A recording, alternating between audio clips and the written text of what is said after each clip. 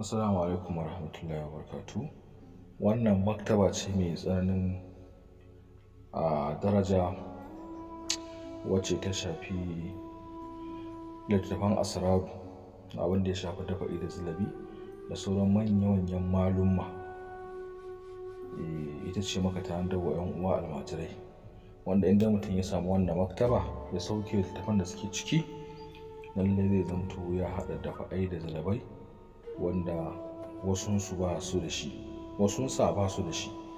Sannan maktaba ce wadda ta haɗe littafin asrar, ta haɗe yadda ake tamliki na arwahu da aljanu, ta haɗe yadda ake kisimi, ta haɗe yadda take magana akan ilimin hisabi. Ta yi magana akan ilimin hisabi. Akwai littattafai wanda aka wallafa su, wasu makaɗuɗai wasu maɗabu'ai, akan ilimin hisabi da abin da ya shafi ramli, da abin da ya shafi aufaƙu, da abin da ya shafi duk wannan fanni na ilmoma da muke da su na huruf da arkam da hisabi. Babu littafin da babu a cikin wannan maktaba. Akalla littafan ramli iri-iri na manya-manyan malamai na duniya sun fi guda 15 kala-kala, wanda ba kamata ba sanin su ba.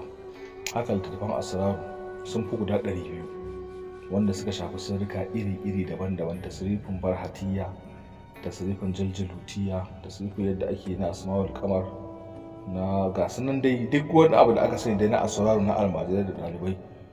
To wannan littafai gaskiya da sun haɗe. Saboda haka idan mutum yana son ya sauke wannan maktaba, sai ya ɗaula mai mana magana ga ta nan a rubuce, da kuma yadda farashin littafan suke gaba ki ɗaya diga shi nan a rubuce. Mutum sai ya mana magana, sai mu bashi maktaba ya sauke ta. Duka zai haɗu da wannan littafan da ake ganin hotunan su ga su nan suna wucewa. Nan ka gani na abu fawaidul mujarrabat ne ga su nan dai, duka dai ga su nan za a ta ga littafan suna wucewa da sunayensu. Littafan wa'annan malamai ne na sassan duniya daban-daban ga su nan dai, wasu na asrar, wasu na abin da ya shafi falaki da tanjim da hai'a, da abin da ya shafi bangaren asrar na bugun hisabi, na bugun alkalma, da abin da ya shafi asrar na harafai na lambobi. Duk dai gashi nan, duk wanda abu da aka sai na ilimin hisabi ko ramli ko wafaƙu, to wannan tafin duka za a same su a ciki insha Allah. Da ilimin tafin hannu, da abin da ya shafi ilmawa da iri-iri ga su nan. Kaga nan bangaren falaki ne ga su nan. Saboda haka wanda ke bukata sai ya magana insha Allah, sai a sada shi da wannan. Ga jawahirul lama'a na ilimin ramli, ga kitabul awfaq ya shafi awfaq, ma'ana yadda ake dora hati, ga tazkiyatul muqtara na, to duk ga su nan. Ga al-asrarul makzuna fi dabbir ruhani ga su nan dai. To assalamu alaikum warahmatullahi wabarakatuh.